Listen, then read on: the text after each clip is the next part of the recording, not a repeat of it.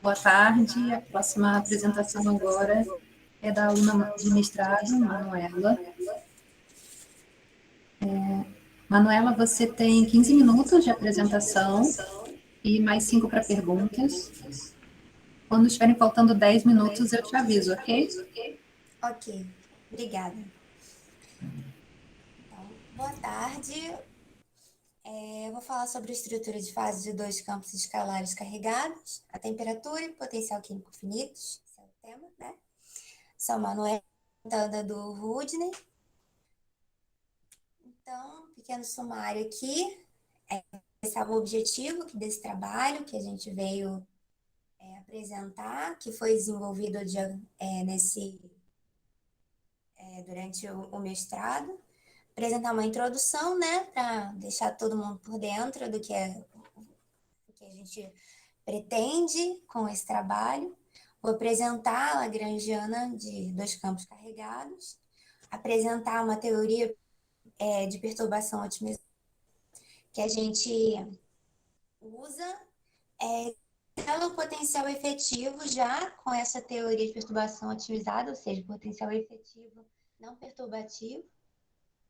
A partir dele a gente consegue a temperatura crítica dos campos. Vou apresentar uma análise numérica com alguns gráficos, uma aplicação do modelo e apresentar a conclusão, né? Então vamos lá. Nosso objetivo aqui maior é mais os efeitos de não restauração de simetria e quebra em simetria. As siglas em inglês SNR e SB. Que elas vão aparecer, que elas aparecem quando a gente tem vários campos acoplados a temperatura e potencial químico finitos. No nosso caso, campos escalares. E a gente pretende ver também como essas constantes de acoplamento e o potencial químico vão afetar a estrutura de fase, como eles vão afetar a temperatura crítica e, em sequência, como eles vão afetar a transição de fase. Uma introdução aqui para deixar todo mundo por dentro, ainda não estiver habituado com quebra inversa, na restauração de simetria. A gente imagina que um sistema físico ele seja mais simétrico quanto maior for a sua temperatura. Se a gente for aumentando um sistema físico, ele é mais simétrico. Mas existem casos na natureza onde acontece o oposto disso, ou seja, quando a gente aumenta a temperatura, ele acaba se tornando menos simétrico. A gente chama de quebra inversa de simetria. Um outro fenômeno, não é muito comum, mas acontece na natureza, a gente estuda também, é de não restauração de simetria. Um sistema ele pode começar quebrado, pode quebrar, e não importa o quanto você aumenta a temperatura, ele não vai ter a sua simetria restaurada. Bom, aqui eu dei um exemplo assim que eu acho que é bem conhecido. Para quem não conhece, ele vai ser bem interessante, que é o sal de Rochelle, né? Que ele apresenta essas duas temperaturas críticas, que estão entre menos 18 graus Celsius e são os 24 graus Celsius. E esse sistema, ele é menos simétrico entre essas duas temperaturas. Então, o que acontece? Quando eu caminhando, estou esquentando até menos 18 graus Celsius, o meu sistema ele vai ficando mais simétrico. Mas quando eu chego em 18 graus Celsius, ele se torna menos simétrico. Então, eu já tenho uma quebra inversa de simetria, porque ele tem uma temperatura crítica ali, na transição de fase, menos simétrica, então ele vai ter uma quebra inversa. Quando eu chego em 24, vai ter uma restauração de simetria.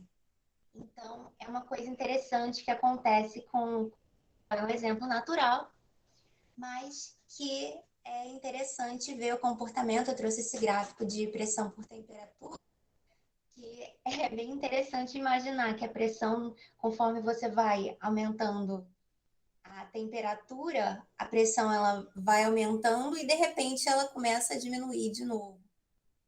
Então eu achei bem interessante trazer esse exemplo assim, natureza, uma motivação a gente, e para mostrar que não é simplesmente uma ferramenta matemática, para mostrar que, assim, acontece na natureza e que vale a pena estudar, que pode ser, assim. Um exemplo mais físico, um pouco mais matemático, melhor dizendo, é esse aqui, que esses dois gráficos eles foram tirados de um artigo da Ben Delson e falava sobre um campo escalar carregado. É muito parecido, só que um campo só, né? E nesse caso aqui, o que acontecia? Você ia mudando a carga, que seria a carga nesse caso? Seria a densidade do sistema, seria aquela quantidadezinha de cargas de aquele N, seria a densidade do sistema. Conforme você vai variando aquele N, você vai encontrando comportamentos diferentes do campo em função da temperatura. Então, do lado esquerdo, você tem um sistema que começa quebrado. Ali em cima a gente vê que é menor que zero, o sistema já começa quebrado. Aqui, todas essas linhas, tanto a cheia quanto as pontilhadas, elas começam aqui de um φ, um campo diferente de zero. A linha cheia, ela é uma carga que ele é proporcional à carga. Chega a ter a simetria restaurada, mas para uma carga muito pequena. Quando você aumenta um pouquinho mais a carga, já não vai ter a sua simetria restaurada. Então, você tem uma simetria que começa quebrada e não vai ser restaurada, dependendo dos valores da carga. Aqui do outro lado, no gráfico da direita, essa linha cheia, ela representa o gráfico também do campo. Mesma coisa, também está nessa grandeza aqui de 0,01 por volta, né? Nessa grandeza menos 2. Mas você vai ter um sistema que começa restaurado. Você vai ter esse sistema aqui que começa restaurado e que ele vai acabar quebrando, dependendo, claro, da carga. Só que qual é a influência da carga nesse caso? A carga, ela vai influenciar quando esse sistema vai quebrar. Porque você vai ter, apesar do sistema começar simétrico, a linha pontilhada é essa função aqui, do potencial sobre a massa. E ela acaba quebrando, ela demora um pouquinho mais para quebrar, ela quebra aqui entre 30 e 40, mas ela quebrando. Então, você tem esse caso aqui de não restauração de simetria no lado esquerdo, e você tem do lado direito esse caso de quebra inversa de simetria. Então, se para um campo você tinha isso, os campos a gente imaginou que talvez a gente pudesse obter resultados também muito bons. É claro que a gente não trabalha em função da carga, a densidade, né, do sistema, mas a gente varia muito e a gente trabalha muito com as constantes de tratamento, e esse é o objetivo do nosso trabalho. Então, aqui a gente apresenta a densidade lagrangiana dos dois campos, né, escalares carregados. Eles vão aparecer dessa forma. Aqui a gente tem a nossa constante de acoplamento, né, que faz a interação do campo φ com ele mesmo, aqui do campo ψ com ele mesmo e aqui de um campo com o outro. Então, a gente apresenta essa lagrangiana. Aqui embaixo apresenta um método não perturbativo para começar já os nossos cálculos de forma não perturbativa. A gente já introduz essa definição e a gente chega nessa lagrangiana, onde o delta é como se fosse uma constante de controle, um número inteiro de controle.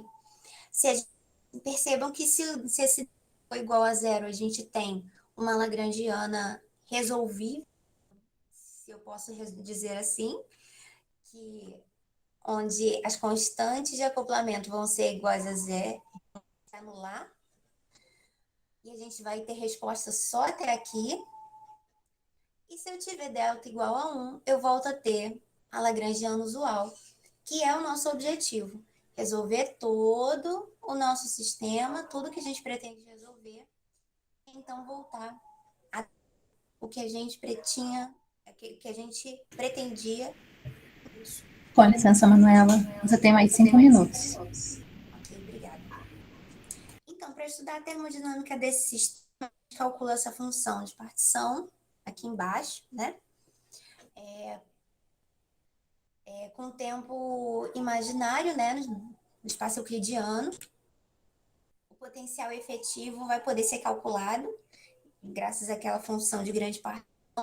Vai ficar dessa forma.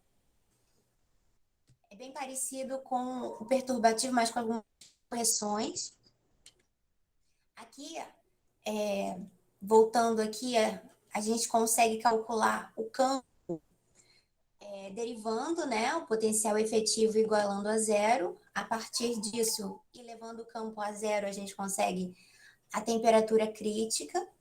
Para sistemas inicialmente simétricos, a gente tem esse resultado aqui. E inicialmente quebrados, a gente tem esse resultado aqui que nos dá uma condição de estabilidade desse tipo aqui, porque o campo acaba sendo escrito dessa forma, o que nos mostra se o campo ele é quebrado ou é inteiramente dependente das nossas constantes de acoplamento. Então, o que a gente tinha no começo, sim, é possível ter as nossas constantes de acoplamento dependendo, e a gente dependendo inteiramente delas.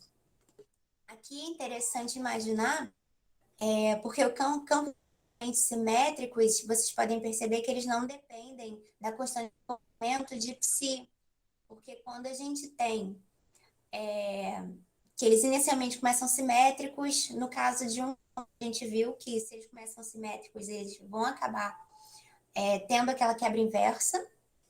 E quando a gente tem a quebra inversa de um campo, o outro campo ele permanece simétrico. Então é por isso que normalmente a gente obviamente não tem a outra constante, que seria a constante de acoplamento para o outro campo. Eu coloquei a temperatura crítica aqui só para psi, mas é claro que é análogo para... Coloquei para φ, mas é análogo para psi, os valores são... E aqui a gente tem análise numérica. Aqui para o caso em que o sistema começa inicialmente simétrico, ele vem simétrico e quebra, e a linha cheia representa o nosso sistema não perturbado, pelo método não perturbativo, pontilhado pelo perturbativo. Podem ver que é um resultado diferente, mas o comportamento é muito parecido. E a gente tem o mesmo resultado de quebra inversa de simetria, assim como a gente tinha no outro, como a gente tinha para um campo só, naquele resultado daquele artigo apresentado. E assim como a gente tem esse campo apresentando essa quebra inversa, a gente teria um psi, que seria o outro, apresentando uma simetria constante em todo o tempo. E aqui a gente teria para o caso que ele começa inicialmente quebrado. O que acontece aqui é interessante, a gente tem que para um campo, a linha cheia representa o campo φ e a linha pontilhada representa o campo psi. O campo psi, ele começa quebrado e tem a simetria restaurada. O campo começa quebrado e tem a simetria nunca restaurada. Ele apresenta esse sistema de não restauração. Então, tudo isso depende dos valores que a gente assumiu para as nossas constantes de acoplamento, tanto esse gráfico quanto o gráfico anterior, esse aqui. A gente assumiu o valor negativo para a constante de acoplamento entre os campos e positivo para autointeração, mas os valores para cada são diferentes. É claro que se com valores apropriados a gente tem esse comportamento, com valores diferentes a gente provavelmente teria um comportamento oposto aqui. A gente tem a dependência no potencial químico.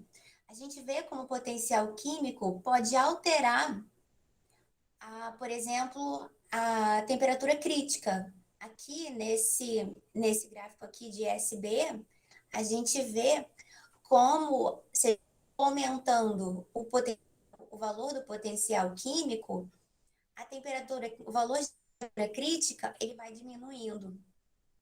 Então, a dependência é muito clara aqui. Aqui do outro lado, a gente tem a relação de simetria, né? É claro que a temperatura crítica aqui, o potencial químico faz uma diferença nessa curva. Se eu apresentasse aquele gráfico psi que apresenta restauração de simetria, apesar de ter essa característica, ele também apresenta diferença. E aplicar o modelo eu achei interessante colocar esse artigo, porque é um artigo que vem trazendo um conteúdo de física nuclear e que apresenta esse lagrangiano aqui, que é muito parecido com o lagrangiano que a gente apresenta. E o que quer dizer esses campos aqui? Na verdade, esse K ele vai de 1 até 2, eles são dupletos. Se a gente for para outra tela, esse φ denota um dupleto complexo de Counts, que ele vai ter o K mais e o K0. Os Counts, é claro, eles são mesons, né? São formados por um par quark e antiquark. Mais especificamente, a gente consegue escrever aqui que o K mais ele é carregado, né, positivamente e composto por um par de quark up e antiquark straight. E o K0 ele não tem carga e é composto por um par de quark down e antiquark strange também. Eu não vou explicar muito mais sobre esse Com artigo, licença. está acabando. E a conclusão, só para encerrar aqui bem rapidinho, é que os acoplamentos causam efeitos, né, no sistema de dois campos escalares. O valor da temperatura depende fortemente do potencial efetivo. E essa é uma ferramenta capaz de modelar sistemas. A gente viu um só de física nuclear, mas ele também essa lagrangiana também é muito utilizada em sistemas, em outros tipos de cosmologia, principalmente,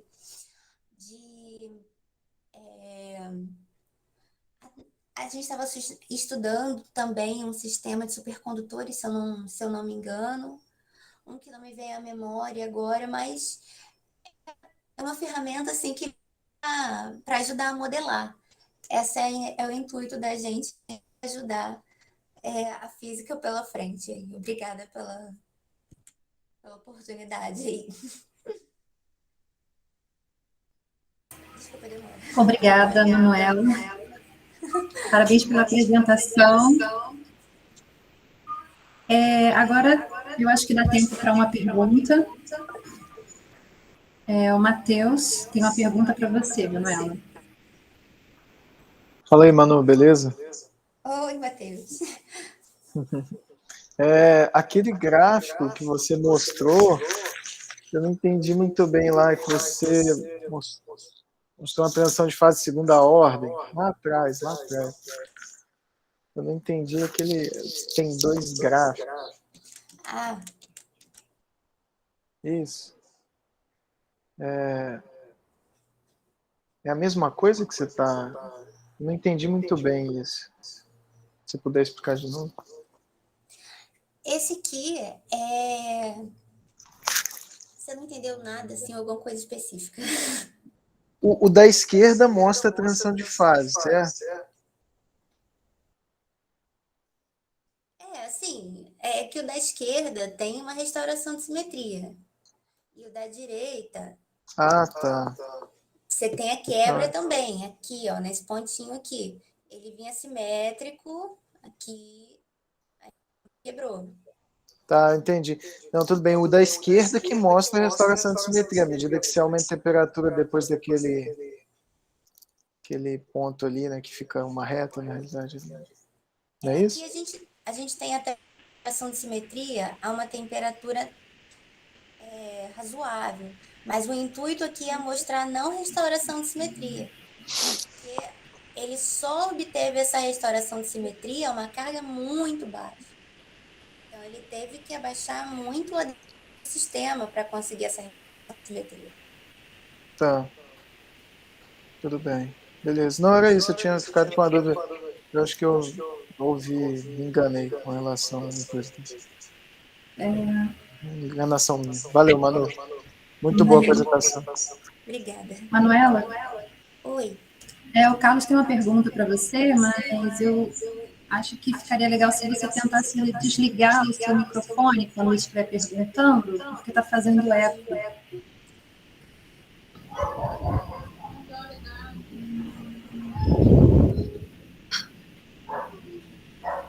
Pode falar, Carlos. Tá. Oi, Manuela. Parabéns pela apresentação.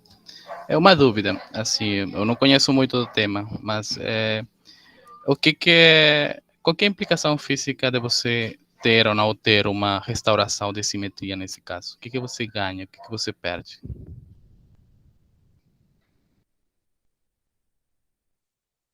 Ter ou não uma restauração de simetria? Isso. Tipo, como que isso afeta o seu sistema? Não sei o que significa exatamente assim, você não ter a restauração da simetria. Porque assim, quando a gente tem umas simetrias, tem um eco aí. A gente sabe que você tem quantidades conservadas e tal, mas se você não tem uma restauração de simetria, como que isso mexe com o sistema? Então, obrigada pela pergunta, Carlos.